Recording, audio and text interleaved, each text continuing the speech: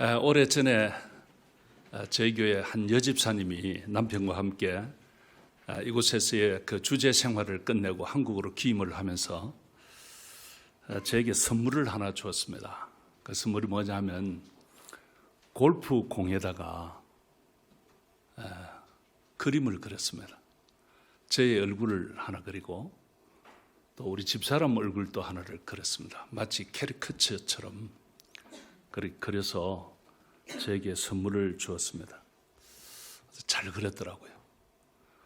근데 이제 그것을 그냥 뒀는데 요즘 제가 짐을 하나씩 정리를 하고 있습니다. 하다 보니까 그 공이 보였어요. 이걸 어떡하나. 얼굴이 그려져 있으니까 그걸 가지고 치기가 참 제 얼굴을 제가 치자니 그렇고 그렇다고 제 아내 공을 가지고 치자니 그것도 좀 마음에 걸리고 그런 마음이 들었습니다. 그래서 몇몇 분들과 함께 식사하는 자리에 최근에 그런 이야기를 제가 했습니다. 그랬더니 목사님 바꿔서 치시면 되죠. 목사님은 사모님 얼굴 그려진 거 놓고 치고 또 사모님은 제 얼굴 그려진 거 놓고 치시면 되지 않습니까? 아무리 그래도 그렇지 어떻게 아내의 얼굴을 남편에게 칠 수 있을까? 그런데 이 말을 듣고 있던 아내가 손뼉을 치면서 좋아하더라고요. 그러면서 세게 쳐서 물에 빠뜨리겠대요. 그리고는 나오지 마. 그런 이야기를 하더라고요. 제가 깜짝 놀랐습니다. 이 사람의 마음에 이런 구석이 있었나? 남편 여러분, 아내에게 잘하셔야 될 것 같아요. 그런데 비록 아내는 남편에게 이렇게 해도 하나님은 그의 사랑하는 자녀들을 복 주시기를 원해요. 아내는 남편을 물에 집어넣어서 나오지 말도록 했으면 좋겠다. 그런 생각을 할지 모르지만 하나님은 그의 백성들에게 복 주시기를 원해요. 믿으세요? 이게 놀라운 은혜입니다.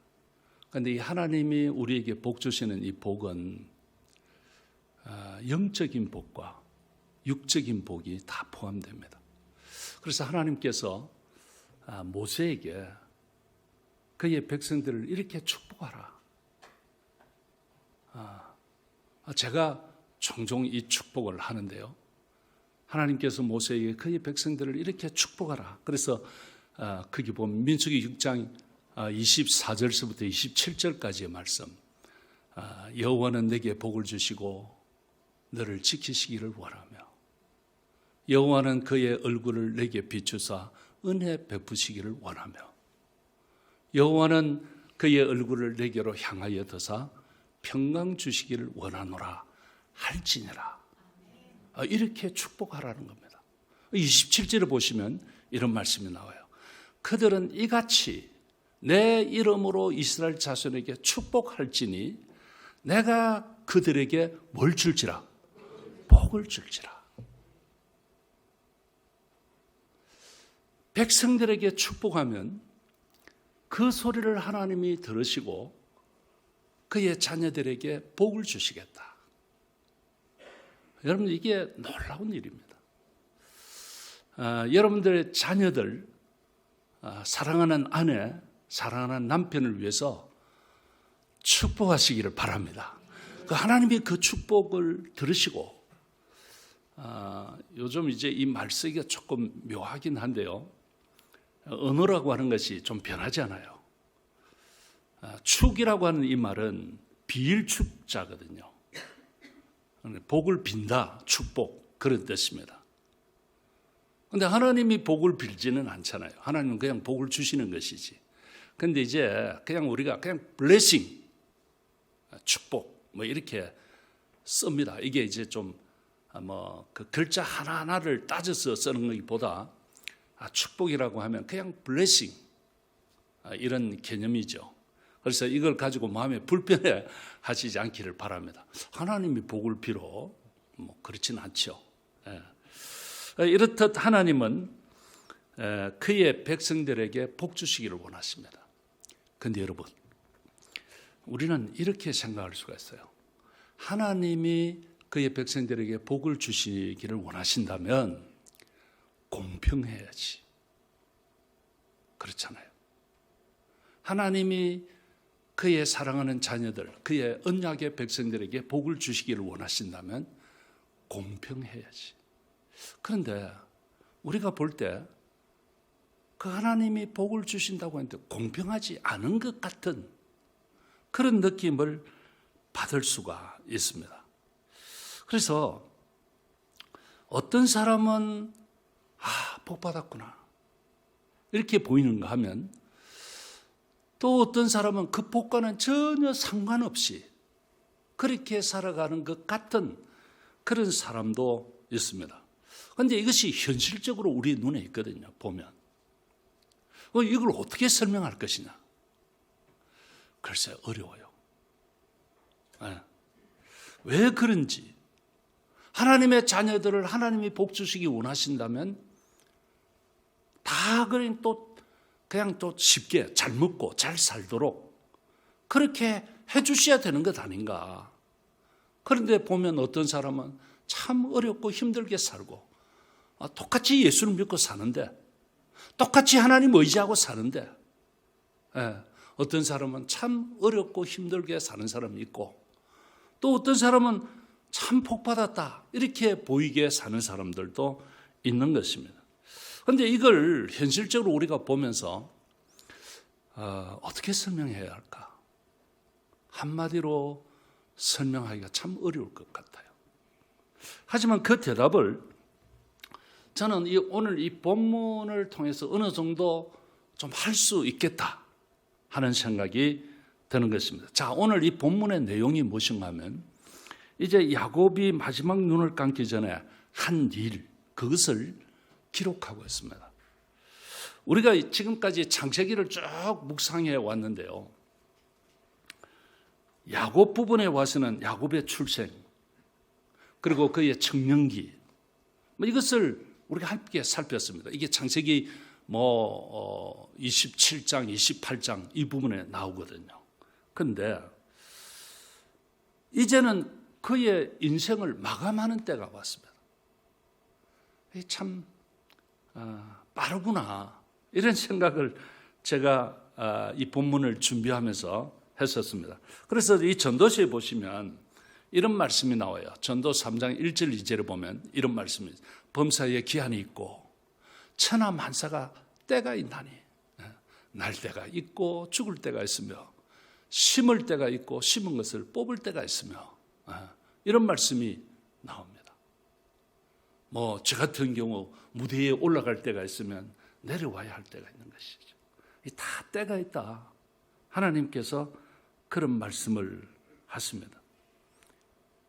사람이 한번 태어났으면 죽을 때가 있다는 거예요. 이걸 우리는 다 잊고 삽니다만은 점점 나이가 들어가면서는 이거 너무 잊어버리면 안 돼요. 나도 인생을 마감할 때가 있구나. 그 때가 있다고 했어요. 근데 그 출생, 그 태어남과 인생을 마감하는 이 죽음의 거리가 살아보니까 그리 길지 않아요.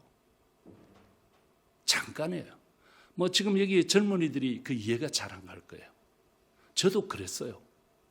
그런데 그 우리 인생의 출생과 마감하는 그 거리가 굉장히 짧아요. 그리 길지가 않습니다. 제가 이번에 거제 호산나 교회 선교팀들이 저희 교회 다녀가고 또 저희 가족들 일부도 그 함께해서 왔다 갔습니다. 그런데 이런 생각이 들더라고요. 그분들이 이곳에 올 때 굉장히 설레이는 마음으로 준비했을 거예요. 아마 그곳은 어떤 곳인가. 특히 또 서목사님이 오신다고 하니까 우리 목사님이 가는 그 교회는 어떤 교회인가. 또 그 선교지는 어떨까. 그 나라는 어떨까. 이런 어떤 설레임과 기대를 가지고 아마 준비를 했을 것입니다. 그리고 와서는 꿈 같은 시간을 보내고 금방 탁 가버렸습니다. 금방이에요, 그게. 제가 그분들 떠나보내고는 제가 이런 생각을 했어요. 아, 이게 인생일 수 있겠구나. 우리가 뭐 태어나서 뭐 학교 다니고 뭐 이렇게 했지만 금방 그것이 다 지나가는 것입니다. 그래서 우리가 사람들마다 살아가는 삶의 과정은 다 다를 수 있지만 그 마지막을 향해서 달려가고 마감을 해야 한다고 하는 것은 누구든지 다 똑같습니다.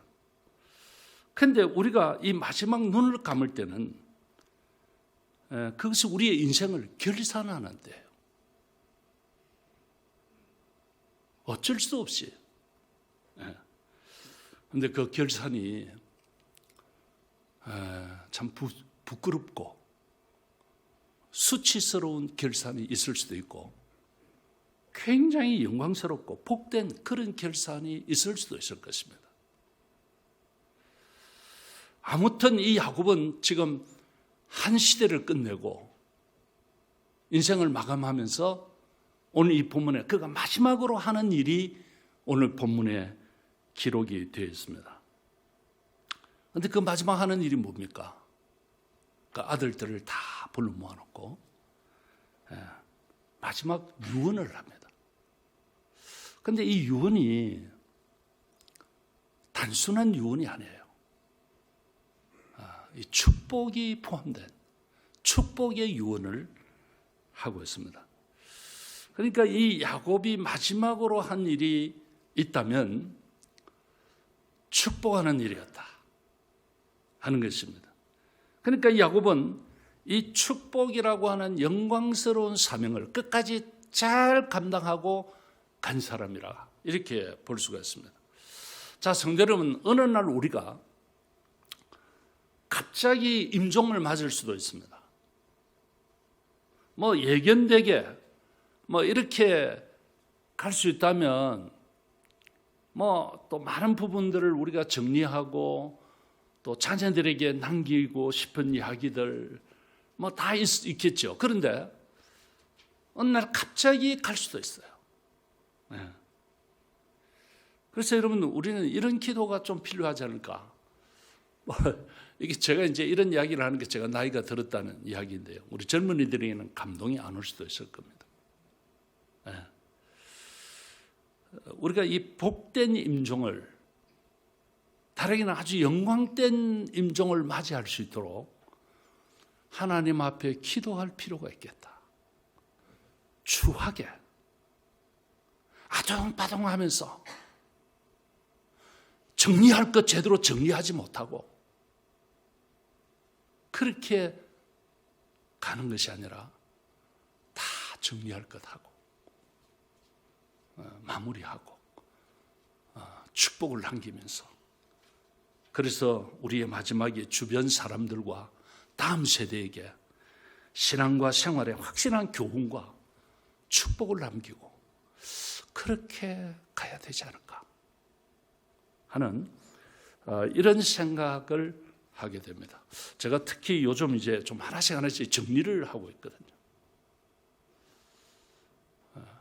제일 중요한 게 사람과의 관계, 또 인사할 것들, 뭐 이런 것들이 중요하다고 생각합니다. 그런데 이제 우리가 마지막 인생의 눈을 감을 때는 우리 주변 사람들에게, 그리고 우리 다음 세대들에게 우리 신앙과 삶에 중요한 어떤 교훈을 남기고 축복을 남기고 그렇게 갈 수 있다면 얼마나 좋을까, 이런 생각을 하게 됩니다. 자, 그런데 오늘 이 본문에서 야곱의 마지막 유언은 다른 보통 사람들의 유언과는 그 성격이 사뭇 다릅니다. 이 유언은 하나의 예언적 성격을 띤 그 축복입니다. 축복. 그래서 이것이 후대의 역사 속에 그대로 다 이루어지는 거예요. 우리는 지금 한참 후 시대를 살고 있기 때문에 야곱이 해놓은 이 유언적 축복이 어떻게 결과가 되었는가 하는 것을 우리는 살필 수가 있잖아요. 그런데 그걸 이렇게 더듬어 보니까 이때 해놓은 이 야곱의 그 축복의 유언이 그대로 다 이루어진 거예요. 네. 보통 부모들은 그 자녀들의 그 삶의 형편과 처지가 어떻든지 뭐 좋은 말을 하겠죠. 근데 이 야곱은 오늘 본문을 보면 충만한 하나님의 어떤 감동으로 영감 속에서 그 아들들에게 장래에 되어질 하나님의 계획을 알려줍니다. 넌 이렇게 될 거야. 그래서 그 내용이 어떤 이 아들에게는 축복으로 보이고 또 어떤 아들에게는 마치 그 내용이 아주 저주처럼 보이는 거예요. 제가 이걸 참 풀기가 어렵더라고요. 어떤 아들에게는 그 분명히 축복처럼 보여요. 그 내용이. 그런데 어떤 아들은 이게 축복이야? 이 저주 같은데? 그렇게 보입니다. 그런데 오늘 나중에 우리 한 절 읽었죠. 28절에 보시면 그 내용이 다 축복이라고 했어요. 우리 다 같이 한번 읽을까요? 시작. 이들은 이스라엘의 12지파라. 이와 같이 그들의 아버지가 그들에게 말하고 그들에게 축복하였으니 곧 그들 각 사람의 분량대로 축복하였더라. 여기 이 아버지가 그 아들들에게 축복했다고 합니다. 언론 보면 저주 같은 것들이 있는데 그게 축복이라는 거예요. 그런데 오늘 28절에는 이 축복이라고 하는 이 말이 2번 나와요. 2번. 그런데 사실 원문에는 하나 더 보태야 돼요. 축복이 3번 나와요. 그래서 뭐 우리 성경에서는 뭐 축복을 2번 했지만은 그냥 히브리어 원어에 있는 그대로 보면 그들에게 축복하였으니 이 축복가 한번 나오죠. 꼭 그들 각 사람의 그다음에 축복의 분량대로 축복하였더라. 3번 나와요. 그냥 우리는 그냥 분량대로 있는데 그게 축복의 분량대로 축복하였더라. 이렇게 나옵니다. 그러니까 이 아버지 야곱이 유언을 한 것이 다 축복이다. 이런 내용입니다. 그리고 그 아들들의 축복의 분량대로 그들이 받을 축복의 분량, 그들의 분량대로 축복했다. 이렇게 말씀하고 있습니다. 자, 여러분들 우리가 이 복을 딱히 구분을 한다면 뭐 영적인 복과 육적인 복 이렇게 구분할 수가 있습니다. 그렇다면 이 야곱의 아들들이 받은 영적인 복 그건 다 똑같습니다. 영적인 복은 다 똑같습니다. 그래서 이 12아들들은 나중에 12지파로 성장합니다. 그리고 이 신약시대에 이르러서는 그것이 12사도로 이어집니다. 그리고 마침내 하나님 나라의 12기초석의 개념으로 발전합니다. 그러니까 지금 이 12아들 뭐 한 사람 한 사람 뜯어보면 별 볼 없이 보이는 그들이 나중에 12지파로 발전하고 신약에 와서는 12사도로 그리고 장래에 가서는 하나님 나라의 12초석으로 그런 개념으로 발전합니다. 그래서 이걸 성경을 마지막으로 닫는 요한계시록 21장 14절에 보시면 이런 말씀이 나와요. 그 성의 성곽에는 12기초석이 있고 여기 기초석이 있고 그 위에는 어린 양의 12사도의 12 이름이 있더라. 이 창세기에 나오는 이스라엘 12아들 따지고 보면 별 볼 일 없어요. 그런데 이들이 나중에는 12지파로 12사도로 12 하나님의 초석으로 그런 개념으로 발전하는 것입니다. 그러니까 이들은 모두가 다 영적으로는 큰 복을 받았습니다. 그러므로 이 유언은 단순한 유언이 아닙니다. 앞으로 하나님 나라의 초석을 놓는 구원사적인 아주 역사적으로 구속사적인 그런 사건으로 그 자체가 바로 축복인 것입니다. 굉장히 놀라운 축복입니다. 그런데 그들이 받은 육적인 복, 이건 다 달라요. 영적인 복은 다 똑같아요. 그런데 그들이 받은 육적인 복은 다 다릅니다. 그들의 분량대로. 이게 오늘 왜 어떤 사람은 같이 예수를 믿는데 복 받은 것 같고 어떤 사람은 못 받은 것 같은가를 푸는 키, 분량대로.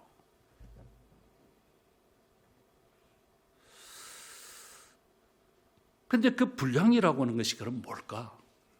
그 분량이 뭘 말하는 건가 할 때 오늘 성경을 보니까 그 야곱이 유언하는 그 내용을 들여다보니까 그 자녀들의 삶과 깊은 관계가 있어요.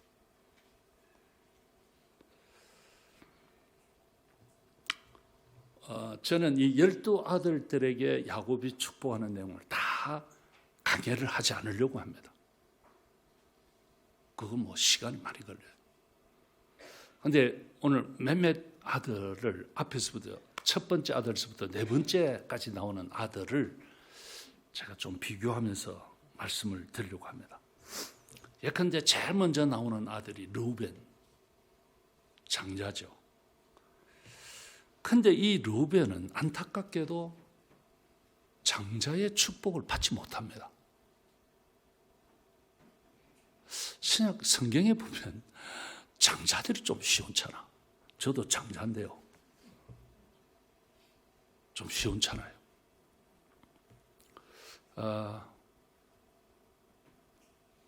그 아브라함의 아들 중에 장자가 누구죠? 헷갈립니까? 이삭 말고 이삭 낳기 전에 이스마엘 먼저 낳았잖아요. 그런데 복은 누구를 통해서 이어집니까? 이삭을 통해서 이어져요. 이삭의 아들 쌍둥이지만 장자도 있고 차남도 있죠.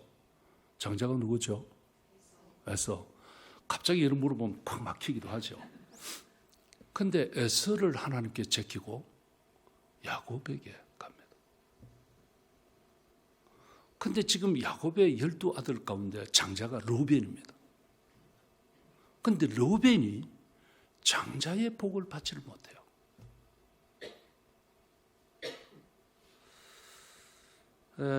이 르우벤에 대해서 오늘 이렇게 말씀합니다. 3절 한번 볼까요? 우리 다 같이 한번 읽읍시다. 시작. 르우벤아 너는 내 장자요 내 능력이요 내 기력의 시작이라. 위풍이 월등하고 권능이 탁월하다마는 이런 말씀입니다. 잠깐 두세요. 르우벤아 너는 내 장자요 내 능력이요 내 기력의 시작이라. 대단하잖아요.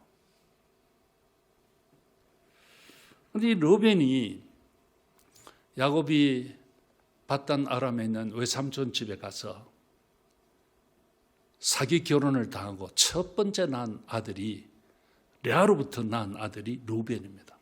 그런데 어쨌거나 이 아들을 낳고 보니까 너무 좋았어요. 너무 기뻤어요. 그래서 이름을 르우벤이라고 지었습니다. 르우 보라 벤 아들이로다. 르우벤입니다. 이렇게 이름을 지었습니다. 이 르우벤은 장자로서 위풍이 당당하고 가문을 지도해 나갈 능력을 소유한 사람이었습니다. 그래서 야곱의 기대를 한 몸에 받고 있던 야곱 가문의 희망이라고 볼 수가 있어요. 그런데 그는 성격이 굉장히 거칠고 급하고 신중하지 못하고 상당히 충동적이었습니다. 장점을 가지고 있음에도 불구하고 이런 단점들이 있습니다. 그런데다가 거기에 있어서는 하나의 특히 호색적인 것이 있었습니다. 그래서 나중에 보면 아버지의 여자를 건드립니다. 그래서 오늘 이 본문 3절을 가만히 보면 내 장자, 내 능력, 내 기력 이렇게 표현되는 영광스러운 이 내가 내 침상에 올랐도다. 아주 수치스러운 대로 전락하는 그런 모습을 보게 됩니다. 그래서 그는 이 장자로서 가지고 있는 아주 장점에도 불구하고 장자가 받는 축복을 그는 잃어버립니다. 그리고 나중에 이 르우벤 지파는 12지파 가운데서 별 볼 일 없는 지파로 전락합니다. 특별한 것이 없어요. 그 다음에 나오는 것이 시몬과 레위입니다. 다 한 배에서 나온 사람들이죠. 이 르우벤이 장자로서의 축복을 상실했다면 그 다음에 받아야 할 사람이 시몬입니다. 그렇죠? 그런데 이 시몬 또한 이 장자의 축복을 이어받지를 못합니다. 그런데 이 본문을 가만히 보면 이 시몬도 그 다음인 레위도 이 장자의 축복을 받지 못하는데요. 여기 보면 참 너무너무 아쉽다 이런 생각이 들어요. 우리 5절에서 7절 말씀을 한번 볼까요? 시몬과 레위는 형제요. 그들의 칼은 폭력의 도구로다. 내 호나 야곱이죠.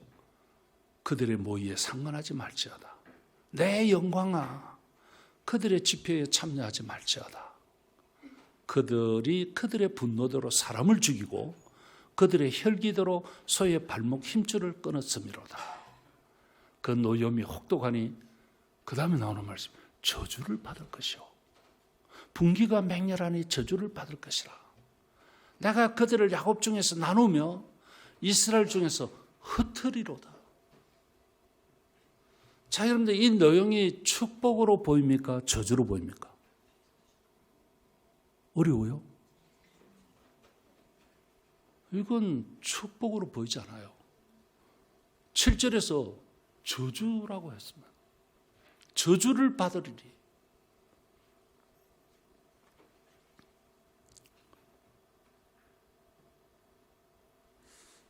이 말씀을 보면 축복인가? 글쎄 아닌 것 같다. 제가 볼 때.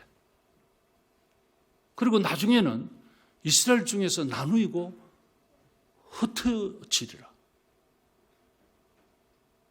이런 말씀이 거기 나옵니다.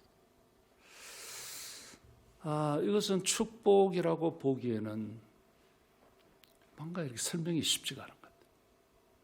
그런데 그럼에도 불구하고 성경은 이것이 그들의 분량에 따른 축복이라. 이렇게 지금 말씀을 하고 있습니다. 이 시몬과 레위는 둘째, 셋째죠. 이 한 어머니인 레아기에서 태어났습니다. 그런데 이들은 나중에 세겜에서 그의 누이 동생 디나가 세겜의 추장으로부터 성폭행을 당했습니다. 이 말씀은 우리가 함께 나눴죠. 그런데 이제 이런 사건을 있고 난 뒤에 그 야곱의 아들들이 복수를 하잖아요. 그 세겜 남자들을 다 죽입니다. 몰살시킵니다. 이 일을 주도했던 사람이 시몬과 레위였습니다. 그런데 그것도 하나님의 언약 백성만이 받을 수 있는 할례를 이용해서 해서는 안 될 짓이죠.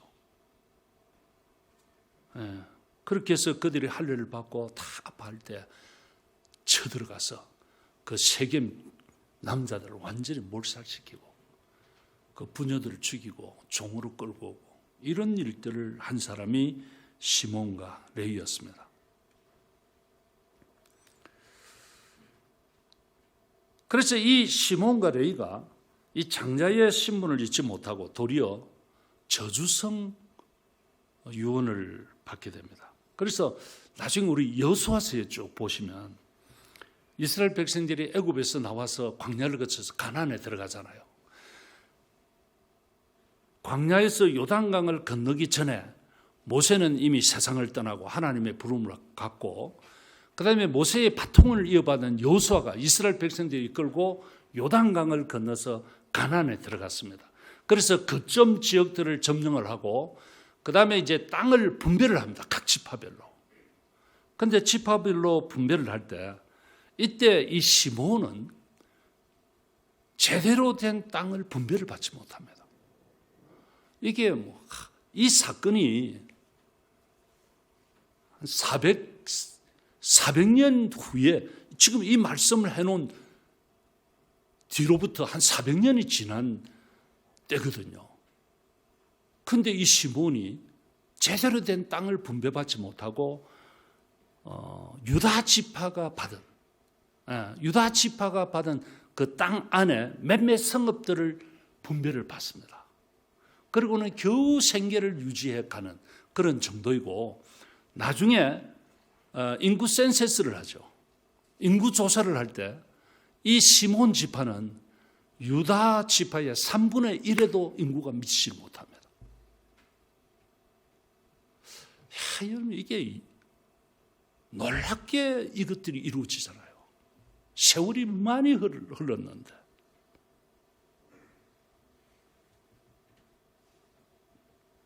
그리고 레위 지파 역시 우리가 잘 아는 바와 같이 그들은 독자적인 땅을 분배받지 못합니다.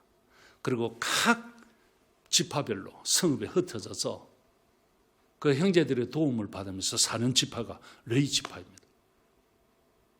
이 사람들은 이스라엘 12지파에 사실은 제외된 사람들입니다.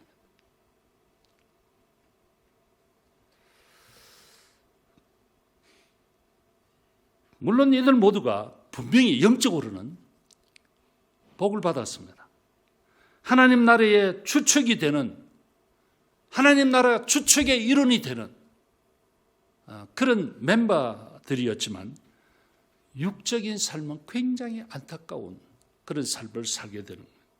자, 성도 여러분, 자, 우리가 이쯤 해놓고 오늘 이 본문이 저와 여러분들에게 주는 중요한 메시지가 있습니다.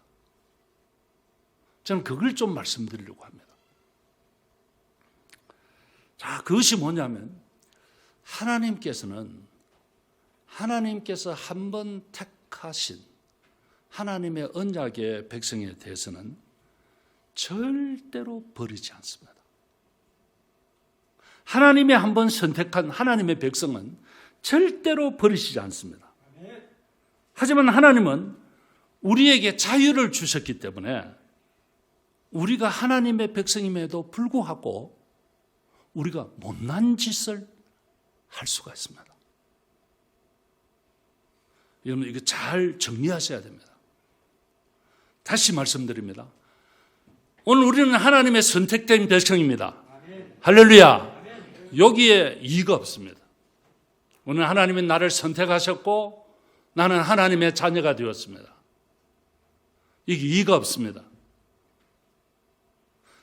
그런데 그 하나님께서 우리를 선택하시고는 우리를 마치 로봇처럼 리모컨 컨트롤로 우리를 조종하시는 것이 아닙니다. 우리의 삶을.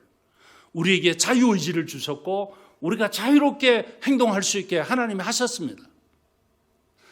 그러다 보니까 오늘 우리는 우리 스스로 아주 정말 멋지게 삶을 살 수도 있고 못난 짓을 하면서 삶을 살 수도 있습니다.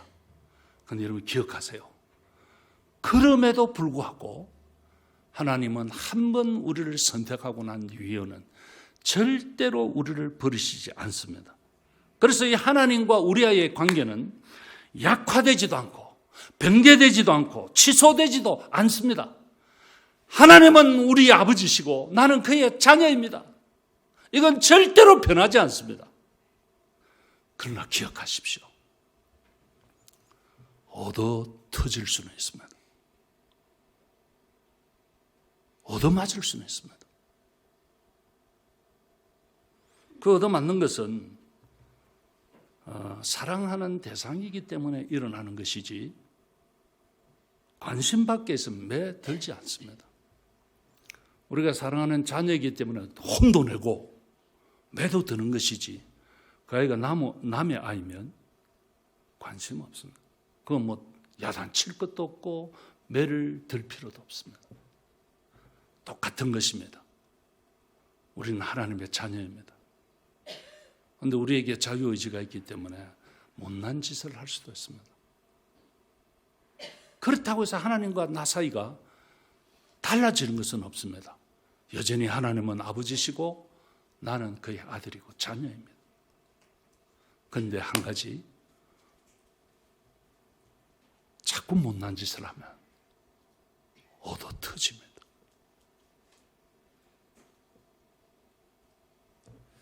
그렇다고 우리가 하나님의 사랑을 확인하기 위해서 자꾸 못난 짓을 할 필요는 없습니다. 얻어맞을 짓을 할 필요는 없습니다. 그런데 얻어맞으면 많이 아파요. 많이 아파요. 그러니까 무엇보다 확실한 것은 우리가 비록 못난 짓을 한다 해도 하나님은 버리시지 않는다. 할렐루야. 이건 여러분들 절대로 놓치지 마시기 바랍니다. 이것이 하나님의 은혜이며 사랑입니다. 우리가 이것을 놓치고 살면 안 돼요. 이제 하나님은 더 이상 나에게 관심 없을 거예요. 아니에요. 그러나 또 하나 기억해야 할 것은 우리가 이 땅 위에서 삶을 살면서 좀 쉽게 알아듣기 쉽게 말할게요. 복받을 짓은 해야 합니다. 얻어 터질 짓은 하지 말아야 합니다. 그것이 지혜입니다. 우리가 얻어맞을 짓을 하면서 복받을 것을 기대한다면 사기입니다. 그래서 갈라디아서 6장 7절 보시면 사람이 무엇으로 심든지 그대로 거둔다 그랬습니다. 이게 하나님께서 우리에게 주신 말씀입니다. 오늘 저는 이 르우벤과 시몬, 레위 이들을 보면서 너무너무 안타까운 거예요. 이렇게 좋은 장점들을 가지고 있는데 어떻게 이렇게 그들이 받아 누려야 할 그 복을 제대로 받아 누리지 못하는가. 자, 그런가 하면 이제 유다가 나옵니다. 그런데 이 유다는 완전히 달라요. 이 르우벤과 시몬, 레위와 달리 넷째 유다는 사실상 장자의 축복을 받습니다.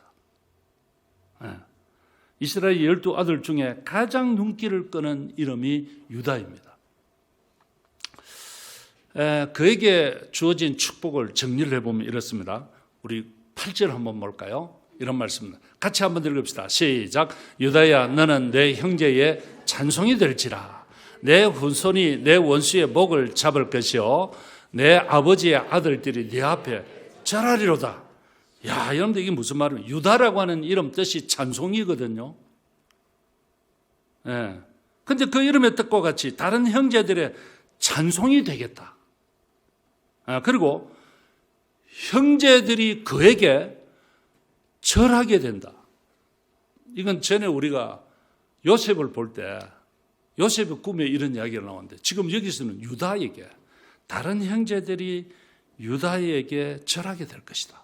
이런 말씀이 나옵니다. 무슨 말입니까? 그런 높은 지위와 영광된 지위를 얻게 될 것이다. 그런 말씀입니다. 자, 그러놓고 계속 한번 볼까요? 9절 볼까요? 이런 말씀이 나와요. 다 같이요. 시작. 유다는 사자 새끼로다. 내 아들아, 너는 움킨 것을 찢고 올라갔도다. 그가 엎드리고 웅크림이 수사자 같고 암사자 같으니 누가 그를 범할 수 있으라. 이런 말씀이 나옵니다. 자, 이 유다를 사자에다가 비유를 하죠. 사자는 동물 중에서 최고로 용맹스러운 동물입니다. 아니, 정복자를 말합니다. 그리고 유다의 후손들이 정복자가 될 것이라는 것입니다. 이것은 역사적으로 유다 지파에서 다윗, 솔로몬 시대에 백전백승을 거두고 솔로몬 시대 때는 그 주변에 있는 수많은 나라의 왕들이 그 앞에 찾아와서 무릎 꿇고 스스로 조공을 갖다 바치고 우리 봐주세요. 그렇게 말했던 역사적인 사건이 있습니다. 그리고 또 영적으로는 예수 그리스도를 통하여 마귀의 세력을 무찌르는 것이죠. 자, 그런데 이 성경을 제가 가만히 들여다보니까 재미있게 구성이 되어 있어요. 창세기를 처음 여는 창세기 1장, 2장, 3장에 와서 에덴 동산에서 하와가 뱀으로부터 꼬임을 받고 선악과를 먹었죠. 그때 하나님께서 나타나서 하신 말씀이 무엇입니까? 앞으로 여자의 후손이 뱀의 후손의 머리를 상하게 할 것이다. 3장 15절에 나오는 말씀입니다. 바로 이 말씀이 지금 이 말씀이에요. 마귀는 여자의 후손의 발 뒤꿈치를 상하게 할 것이지만 여자의 후손은 뱀의 머리를 완전히 박살낼 것이다. 그런 말씀을 했는데 여기 지금 보면 사자로 정복자로 말씀합니다. 그래서 이 마귀의 세력을 무찌르는 예수 그리스도가 유다의 후손에서 나오게 될 것이다 하는 것을 말씀을 하고 있습니다. 10절 볼까요? 이런 말씀 나와요. 다 같이 한번 읽읍시다. 여기 규가 있는데 규가 옛날 성경 홀이랑 왕들이 드는 지팡이를 말합니다. 그게 바로 밑에는 통치자의 지팡이로 나오는데 똑같은 겁니다. 같이 한번 읽읍시다. 시작. 규가 유다를 떠나지 아니하며 통치자의 지팡이가 그 발 사이에서 떠나지 아니하기를 실로가 오시기까지 이르니 그에게 모든 백성이 복종하리로다. 이런 말씀이 오늘 보면 나옵니다. 이 규나 통치자의 지팡이 같은 것이죠. 말씀드렸습니다. 그런데 유다의 후손이 대를 이어서 통치자의 지팡이를 잡는다는 것은 이 유다의 후손으로 인해서 왕들의 세계가 이어질 것이다. 이런 말씀을 지금 하고 있습니다. 그런데 그 왕권이 아까 보니까 실로가 오시기까지, 실로, 지명 이름입니다. 사실은. 그런데 이 지명 이름이 어떤 의미가 있는가 하면 참으로 속한 자라고 하는 의미가 거기에 들어있어요. 그러니까 통치자의 지팡이, 규가 참으로 속해 있는 자, 실로거든요. 그분이 누구입니까? 예수 그리스도죠. 그러니까 이 이스라엘의 왕들이 유다의 지파로 인해서 흘러내려오는데 언제까지 이어지는가 하면 그 예수 그리스도 실로가 오시기까지 그 왕들의 계통이 이어질 것이다. 이런 지금 축복을 하고 있습니다. 놀라운 축복이죠. 자, 그렇다면 유다는 왜 다른 형제와 달리 이런 축복을 받았을까? 이게 쉽지 않아요. 왜 하필이면 유다냐? 첫째는 이건 하나님의 섭리다. 이렇게밖에 설명이 안 됩니다. 이 하나님의 섭리가 거기 계실 거예요. 그걸 잘 모르겠어요, 저는. 이걸 잘 못 풀겠어요. 실력도 없고. 이 안에는 하나님의 섭리가 들어있습니다. 하나님이 하시는 일이에요. 왜 하셨을까? 모르겠어요. 또 하나 굳이 이유를 찾는다고 하면 이 유다에게는 사람을 살리고자 하는 열정이 그에게 있었어요. 그건 우리 찾을 수 있을 것 같다. 요셉이 그 형들에 의해서 죽임을 당하고자 할 때 이때 나선 사람이 유다였습니다. 적극적으로 그 만류를 하고 어쨌거나 이 요셉을 살려야 된다. 그랬던 사람이 유다인데요. 창세기 37장으로 돌아가서 26절, 27절 한번 볼까요? 다 같이 한번 읽읍시다. 시작. 유다가 자기 형제에게 이르되 우리가 우리 동생을 죽이고 그의 피를 덮어둔들 무엇이 유익할까? 유다가 그랬어요. 자, 그를 이스마엘 사람들에게 팔고 그에게 우리 손을 대지 말자. 그는 우리의 동생이요 우리의 혈육이니라 하며 그의 형제들이 청종 듣고 따랐더라. 이런 말씀입니다. 이거 우리 동생 하나 죽이면 뭐가 우리에게 유익할까? 죽이지 말자. 그냥 팔아. 어쨌든 살아있게 해야 되겠다. 그런데 그 이야기를 형제들이 듣고 따랐더라. 이런 게 하나 있고요. 제가 보니까 또 하나. 나중에 이제 흉년이 들었고 야곱이 그의 자녀들에게 애굽에 곡식이 있는데 가서 사와라 하잖아요. 그래서 처음 사왔습니다. 근데 그 시므온을 잡아놓고 막내가 있다고 하니까 막내 데려와라. 안 그러면 너희들 다 첩자야. 이렇게 이제 몰아붙였습니다. 이 요셉이 다 알면서 자기 친엄마에게서 태어난 아들이 마지막 벤야민이거든요. 그 데려와라는 겁니다. 그리고 집에 갔는데 가서 쌀잘 열고 돈도 들어있고 뭐 이랬습니다. 근데 이제 뭐 동생 데려오라고 하니까 이 아버지가 안 돼, 더 이상 안 돼. 아들 하나는 이미 죽어 없어졌고 또 하나 지금 너희들이 가서 어딘가 팔아먹고 왔고 또 막내를 데려간다니 그럴 수 없다. 안 된다고. 못 간다고 합니다. 근데 쌀은 다 떨어졌습니다. 어떻게 하라는 거냐? 너희들 가서 쌀 사와라. 어떻게 하라는 겁니까? 그때 나서는 사람이 유다입니다. 네. 창세기 43장 8절 9절 다 읽는 것보다 제가 조금 땄는데요. 다 같이 한번 읽읍시다. 시작. 유다가 그의 아버지 이스라엘에게 이르되 저 아이를 나와 함께 보내시면 우리가 곧 가리니 내가 그를 위하여 담보가 되어오리라. 저 아이 벤야민 나에게 보내주십시오. 내가 데려가겠습니다. 나를 담보로 하고 만약에 그 아들을 데려오지 못하면 나를 죽이시오. 거기도 자식들이 있으니까. 이렇게 하면서 내가 책임지겠습니다 하고 나선 사람이 유다였습니다. 제가 찾은 거예요, 그냥. 이게 틀릴 수도 있어요. 근데 다른 건 못 찾겠어요, 제가. 왜 유다냐? 왜 유다가 이렇게 복을 받았냐? 모르겠어요. 근데 그가 복을 받는 것은 그의 삶과 깊은 관계가 있었단 말이죠. 로벤도 그렇고 시므온도 그렇고 레위도 그렇고. 그런데 그러면 유다는 왜? 라고 할 때 유다는 첫 번째는 하나님의 섭리가 그 속에 계신 것 같고 다른 하나를 굳이 찾는다면 그에게는 생명을 살리고자 하는 열정이 있었던 것 같다. 그래서 자기의 어떤 전 존재를 들여서 담보로 하고